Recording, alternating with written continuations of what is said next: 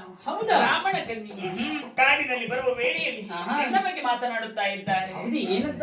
ಅಯೋಧ್ಯೆ ಅಧಿಪತಿಯಾದ ದಶರಥ ಮಹಾರಾಜರ ಮಗನಂತೆ ರಾಮ ಎಂಬುದಾಗಿ ದೇಹೆಂದು ಬಂದವರಿಗೆ ನಾಸ್ತಿ ಎಂದು ಹೇಳುವವರಲ್ಲವಂತೆ. ಅದಕ್ಕಾಗಿ ನಿನ್ನನ್ನು ನೋಡಬೇಕೆಂದು ಬಂದಿದ್ದೇನೆ. ಹೌದೇ? ನಿನ್ನ ರೂಪ ಮನ್ಮಥ ಸದೃಶವಾದ ರೂಪ. ವರಿಸುವೆಯಾ ನಿನ್ನನ್ನು? ಹಾ. ಓ ಮೊದಲ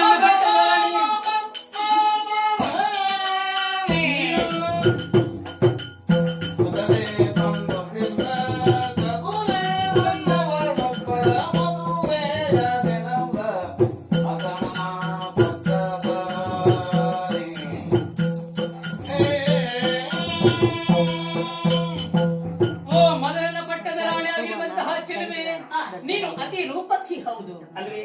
ಈ ಕಾಡಿಗೆ ಬಂದಂತಹ ಕ್ಷಣವೇ ಅದೆಷ್ಟು ಋಷಿಮುನಿಗಳ ಮಾತುಗಳನ್ನು ಕೇಳಿ ನನ್ನ ಗುಣಗಾನವನ್ನು ಒಳ್ಳೆ ರೀತಿಯಲ್ಲಿ ಮಾಡಿದೀಯ. ಮತ್ತೆ ಯಾರು ಮಾಡ್ಲಿಕ್ಕಿಲ್ಲ, ಖಂಡಿತವಾಗಿಲ್ಲ. ಆದ್ರೆ ಏನ್ ಮಾಡೋದು ಹೇಳು, ನನ್ನ ನಿರೀಕ್ಷೆ ಮಾತ್ರ ಸುಳ್ಳಾಗಿ ಹೋಯ್ತಲ್ವೇ? ಸುಳ್ಳಾಯ್ತಾ? ನೀನು ಸುಳ್ಳು ಹೇಳುದಲ್ಲ. ನಾನಲ್ಲ, ನಿನ್ನ ನಿರೀಕ್ಷೆ ಸುಳ್ಳಾಯ್ತಂತ. ಹೌದಾ? ಹಾ, ಮಾತಿನ ಮರ್ಮ ಗೊತ್ತಾ? ಒಂದು ದಾರಿ ಹೇಳಿಕೊಡ್ತೇನೆ. ನನಗಿಂತ 100 ಮಡಿ ಚೆಲುವನಾದಂತಹ ನನ್ನ ತಮ್ಮ ಲಕ್ಷ್ಮಣನಿದ್ದಾನೆ. ನನಗಿಂತ 100 ಮಡಿ ಚೆಲುವ. ನಿನಗೊಬ್ಬ ಇಂತಹ ಚಂದದವರು ಇದ್ದಾರೆ ಇಲ್ಲಿ? ಚಂದದವರು ನೋಡಿಲ್ಲಲ್ಲ? ಇಲ್ಲ ಇಲ್ಲ. ನನಗಿಂತ 100 ಮಡಿ ಚೆಲುವ ಒಬ್ಬ ಲಕ್ಷ್ಮಣನಿದ್ದಾನೆ. ಆತನ ಬಳಿಗೆ ಹೋಗಿ ನಿನ್ನದಾದಂತಹ ಇಷ್ಟಾರ್ಥಗಳನ್ನೆಲ್ಲ ಆತನಲ್ಲಿ ಹೇಳಿದ್ರೆ ಆತ ಮದುವೆ ಆದಾನು. ಹಾಗಾದ್ರೆ ಇಲ್ಲಿ ನಿಲ್ಲುವುದಿಲ್ಲ, ಹೋಗ್ತೀನಿ ನಾನು. ಹಾಗಾದ್ರೆ ನಿಮ್ಮ ದಾರಿ ನಿರೀಕ್ಷೆ ಇರ್ತೇನೆ.